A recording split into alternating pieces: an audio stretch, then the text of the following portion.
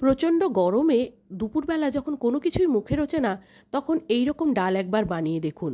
সজনে ডাঁটা, উচ্ছে, লাউ দিয়ে মুগের ডাল, যা শরীরকে ঠান্ডাও রাখে আর মুখে রুচিও ফিরিয়ে আনে। তাই গরমকালের আরেকটা রেসিপি নিয়ে হাজির হয়েছি। নমস্কার, আমি শ্রীপর্ণা। অমৃতকুম্ভ চ্যানেলে আপনাদের সবাইকে স্বাগত জানিয়ে আজকের রেসিপি শুরু করছি। আজকের রেসিপি ডাল শুক্তানি বা তেঁতোর ডাল। নিরামিষ এই ডাল বানানোর জন্য মুগের ডাল নিয়েছি।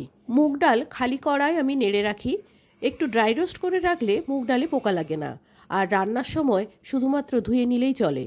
তাই এই ডাল আমি নিয়ে 3-4 বার জল পাল্টে ধুয়ে একটা প্রেশার কুকারে নিয়ে নেওয়ার পর কিছুটা নুন দিয়ে রেডি করে রাখলাম। সেদ্ধ করার জন্য পরিমাণ মতো জল দিয়েছি। 1 গাঁট ওপরে জল দিয়ে দিচ্ছি এর মধ্যে কয়েক টুকরো লাউ। লাউয়ের ছাল ছাড়িয়ে বড় বড় টুকরো করে কেটেছি, যাতে সেদ্ধর পরে লাউগুলো গলে না যায়। দিয়ে দিচ্ছি সজনে ডাঁটা। সজনে ডাঁটাগুলো এরকম লম্বা করে কেটেছি। এবারে প্রেশার কুকারে ঢাকা লাগিয়ে একটা সিটি দিয়ে দিলাম। ডালটা একেবারে সেদ্ধ হয়ে গেছে আর লাউগুলো গোটাই আছে। সজনে ডাঁটাও সেদ্ধ হয়ে গেছে। কয়েকটা উচ্ছে ধুয়ে এরকম চাকা চাকা করে কেটেছি। উচ্ছের মাথা আর পেছন বাদ দিয়ে এরকম গোল গোল করে কেটে নিয়ে একটা ঝুড়িতে রেখে গ্যাসে একটা কড়াই বসিয়ে তাতে সর্ষের তেল গরম করতে দিয়েছি। রান্নাটা অবশ্যই সর্ষের তেলে হবে। তেলটা গরম হলে একটা তেজপাতা 2 টুকরো করে ছিঁড়ে দিয়ে দিলাম। দিয়ে দিচ্ছি একটা শুকনো লঙ্কা। শুকনো লঙ্কা আর তেজপাতাটা আগে ভেজে নিচ্ছি। তেজপাতা শুকনো লঙ্কাটা ভাজা হয়ে গেলে তুলে রেখে দেওয়ার পর এই কড়াইতে দিয়ে দিচ্ছি কেটে রাখা উচ্ছেগুলো। লাউ শরীরকে ঠান্ডা রাখে, সজনে ডাঁটা অ্যান্টিপক্সের কাজ করে, আর উচ্ছে মুখে রুচি ফিরিয়ে আনে।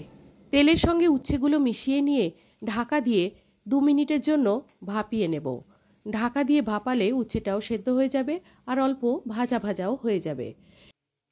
ঢাকা খুলে নাড়াচাড়া করে দিচ্ছি। দেখুন উচ্ছেগুলো হালকা ভাজা হয়ে গেছে। এবারে দিয়ে দিচ্ছি এর মধ্যে পরিমাণ মতো নুন। ডালে নুন দেওয়া আছে তাই অল্প নুন দিলাম। উচ্ছের পরিমাণে নুনটা দিতে হবে। দিয়ে দিচ্ছি এর মধ্যে গুঁড়ো হলুদ। নুন হলুদটা ভালো করে উচ্ছের সাথে মিশিয়ে নিচ্ছি। তারপর ঢাকা ছাড়াই উচ্ছেগুলোকে হালকা করে ভেজে নিচ্ছি। উচ্ছে সেদ্ধও হয়ে গেছে, হালকা ভাজাও হয়ে গেছে। এবারে উচ্ছেগুলোকে চারদিকে সরিয়ে নিচ্ছি। মাঝখানটা ফাঁকা করে দিয়ে দিচ্ছি এর মধ্যে 1 চামচ গোটা জিরে।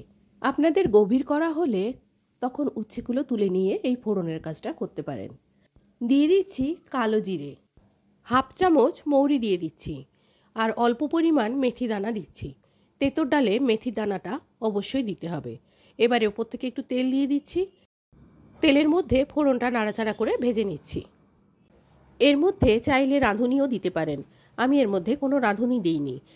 এই ফোড়নটা ভাজা হয়ে গেলে এর মধ্যে তেজপাতাগুলো মিশিয়ে দিচ্ছি। তারপর সব কিছু একসাথে মিশিয়ে নিয়ে নাড়াচাড়া করে হালকা করে ভেজে নিচ্ছি। শুকনো লঙ্কাটা আগে দিইনি, এখন দিয়ে এর মধ্যে সেদ্ধ ডালটা দিয়ে দিচ্ছি। শুকনো লঙ্কাটা তেজপাতার সঙ্গে দিলে প্রচণ্ড ঝাঁঝ উঠত, তাই পরে দিলাম। সমস্ত ডালটা দিয়ে কুকারে জল বুলিয়ে দিয়ে দিচ্ছি। এরপর পরিমাণ মতো জল এর মধ্যে দিয়ে দিচ্ছি। আপনারা যেরকম ডালের ঘনত্ব রাখতে চান সেই মতো জলটা দেবেন। জল দেওয়ার পর নুনটা চেক করে নিতে হবে। আমার এখানে নুনটা ঠিকঠাক ছিল, তাই আর নুন দেওয়ার প্রয়োজন হয়নি। এবারে মিশিয়ে নিয়ে আমি দিয়ে দিচ্ছি এর মধ্যে হলুদ। যেহেতু ডাল সেদ্ধ করার সময় কোনো হলুদ দিইনি, তাই এখন হলুদ দিচ্ছি। গুঁড়ো হলুদ জলের সাথে ভালো করে মিশিয়ে নিচ্ছি। তারপর ডালটাকে ফুটতে দেব। আপনারা চাইলে আদা বাটা দিতে পারেন। আমি কোনো আদা বাটার ব্যবহার করিনি। আদা বাটা দিতে চাইলে হলুদ দেওয়ার সময়ই আদা বাটাটা দিয়ে দিতে হবে। সব কিছু মিনিট 4-5 ফুটিয়ে নেব। ডালটাকে মাঝে মাঝে নেড়ে দেব যাতে তলায় না বসে যায়। আমি ডালটা এরকম ঘনত্বে রেখেছি। আপনারা নিজেদের পছন্দ মতো ডালের ঘনত্ব রাখবেন। জলটাকে বাড়িয়ে বা কমিয়ে দিয়ে ডালের ঘনত্ব ঠিক করে নেবেন। এবারে দিয়ে দিচ্ছি এর মধ্যে ভাজা জিরে গুঁড়ো। জিরে গুঁড়োটা ভালো করে মিশিয়ে নিয়ে ঢাকা দিয়ে গ্যাসটাকে অফ করে দিচ্ছি। স্ট্যান্ডিং টাইমে 5 মিনিট রেখে ডালটাকে পরিবেশন করতে হবে। তেঁতোর ডাল বানানোর সময় 2টো জিনিস অবশ্যই খেয়াল রাখবেন। ফোড়নে অবশ্যই মেথির ব্যবহার করবেন আর চিনির ব্যবহার কখনোই করবেন না। আজ এই পর্যন্ত। সবাই ভালো থাকবেন, সুস্থ থাকবেন আর আনন্দে কাটাবেন। ভিডিওটি শেষ পর্যন্ত দেখার জন্য সবাইকে ধন্যবাদ।